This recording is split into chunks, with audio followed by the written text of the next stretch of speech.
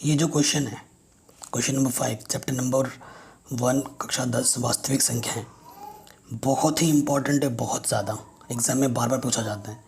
ठीक है, तो चलिए शुरू करते हैं। ये क्वेश्चन काफ़ी इंपॉर्टेंट है, मोस्ट इंपॉर्टेंट 5वां। ठीक है, कह रहे जाँच कीजिए कि क्या किसी प्राकृतिक संख्या n के लिए संख्या छः की घात n 0 पर समाप्त हो सकती है। हमें जाँच करना है। तो देखो, इस क्वेश्चन को करने से पहले कुछ मैं आपको बताना चाहता हूँ, एक नियम। आप रिजल्ट करके लिख लेना, या रूल करके लिख लेना, या नोट करके लिख लेना, जो आपको सही लगे। देखो, लिखेंगे संख्या का गुणनखंड करने पर यदि वह 2 गुणे 5 के रूप में आती है तो वह संख्या 0 पर समाप्त होगी, अन्यथा नहीं।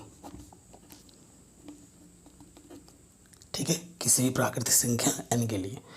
अब 2 गुणा 5, 2 की पावर 2 कितनी बार भी आ जाता है, 5 कितनी बार भी आ सकता है, लेकिन कम से कम 1 2 चाहिए ही चाहिए, कम से कम 1 5 चाहिए ही चाहिए। 2 1 से ज़्यादा बार भी आ जाए तो भी कोई दिक्कत नहीं, 5 से ज़्यादा बार आ जाए कोई दिक्कत नहीं, लेकिन कम से कम 2 भी होना चाहिए एक बार, 5 भी होना चाहिए एक बार। ठीक है, ये हमारा रिजल्ट कहता है। क्वेश्चन हमें क्या दे रखा है, 6 की पावर n, अतः 6 का गुणनखंड करना पड़ेगा हमें, है ना। 6 का गुणनखंड करने पर 6 का गुणनखंड करो, यहाँ 6 2 3 6 3 एकम 3, है ना। तो 6 का गुणनखंड क्या आ गया, 2 गुणा 3 के रूप। 2 तो एक बार आया, लेकिन 5 नहीं है इसमें। मैंने बोला तो कम से कम 5 भी एक बार चाहिए ही चाहिए। तो लिखेंगे चूँकि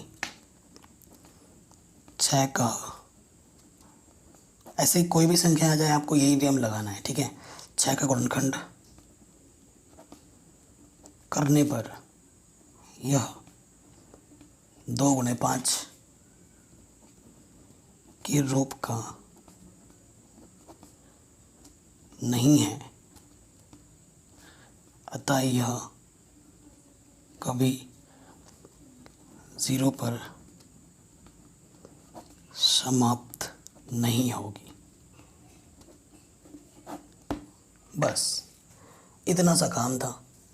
अगर 2 गुणा 5 के रूप में आता तो 0 पर समाप्त होती, 2 गुणा 5 के रूप में नहीं आया तो ये 0 पर कभी भी समाप्त नहीं होगी।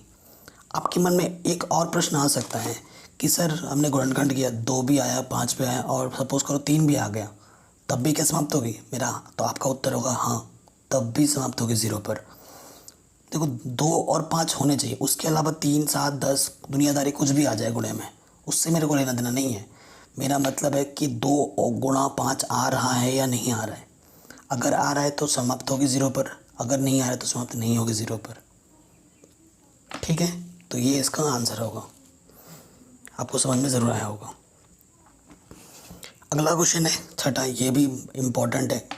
ठीक है, कह रहे हैं व्याख्या कीजिए ये जो संख्या और ये जो संख्या है भाज्य संख्याएं क्यों हैं। अच्छा, भाज्य संख्याएं क्या होती है, अपने छोटी क्लासों में पढ़ा होगा ना, भाज्य संख्या भाज्य संख्या।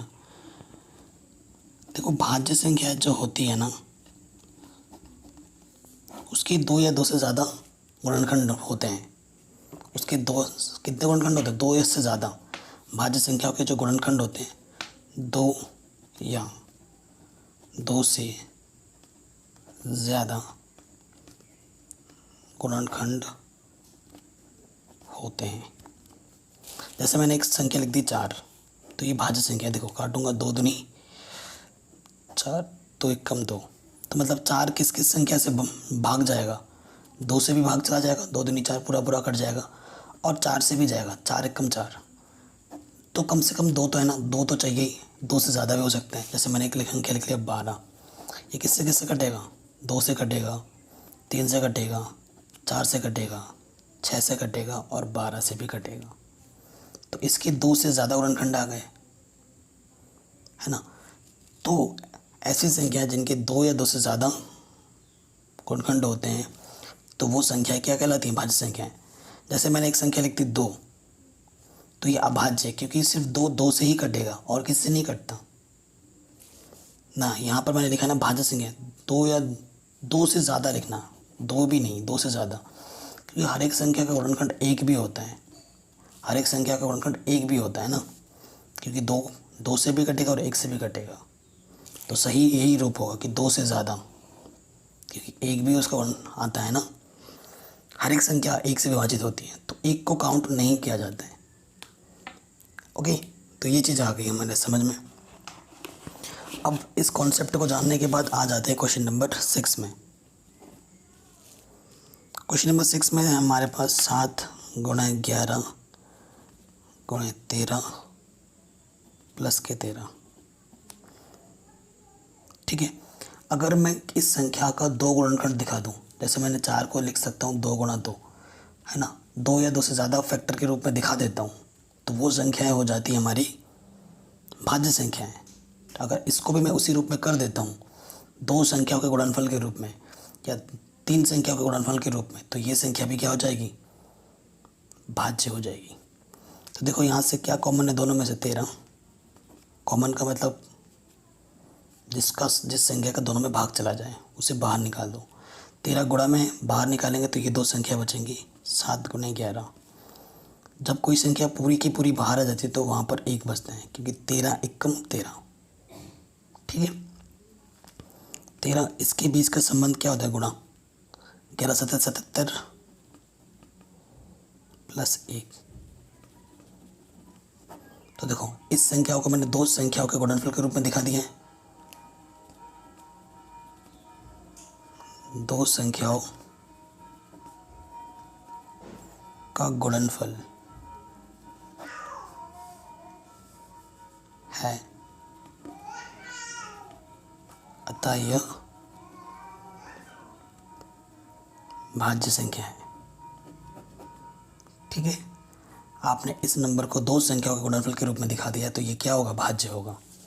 ये तो फर्स्ट पार्ट था, सेकंड पार्ट में आ जाओ।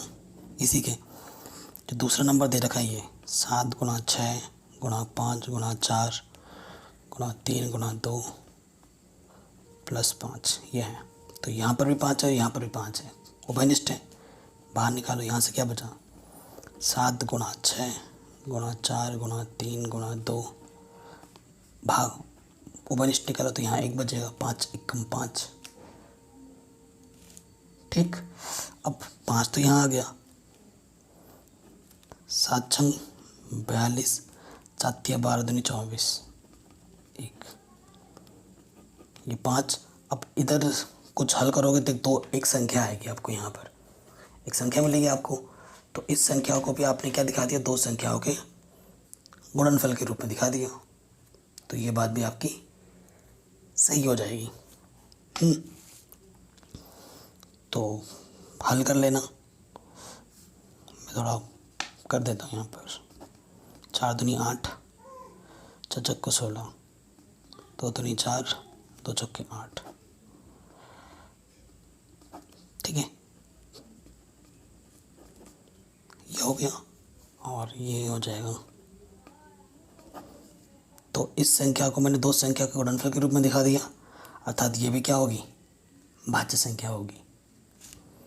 लिखोगे चूँकि यह 2 संख्या के गुणनफल के रूप में प्रदर्शित हो चुका है, अतः यह एक भाज्य संख्या है। ठीक है, तो ये क्वेश्चन भी हमारा आराम से बन गया। चलिए नेक्स्ट क्वेश्चन पे आते हैं। क्वेश्चन क्या बोल रहे हैं, किसी खेल के मैदान के चारों ओर एक वृत्ताकार पथ है। इस मैदान का एक चक्कर लगाने में सोनिया को 18 मिनट लगते हैं, जबकि इसी मैदान का एक चक्कर लगाने में रवि को 12 मिनट लगते हैं। मान लीजिए कि वे दोनों एक ही स्थान और एक ही समय पर चलना प्रारंभ करेंगे, तो एक ही दिशा में चलते हैं। कितने समय बाद वो पुनः प्रारंभ स्थान पर मिलेंगे। ठीक है, एक रवि है, ठीक है, और एक सोनिया है। सोनिया को लगते हैं 18 मिनट, यहाँ से चक्कर लगाने में यूँ। हाँ, अगर सोनिया की बात की जाए तो उसको लगते हैं 18 मिनट, और रवि की बात की जाए उसको लगते हैं 12 मिनट। दोनों एक ही साथ चलना प्रारंभ करते हैं तो कितने टाइम बाद वो दोनों फिर से एक ही जगह पे आके मिलेंगे, वो हमसे पूछ रहे हैं। तो जब भी ऐसे क्वेश्चन आए तो आपको क्या निकालना होता है? दोनों संख्याओं का एलसीएम। अगर 3 होंगे तो तीनों संख्याओं का एलसीएम। ठीक है। सो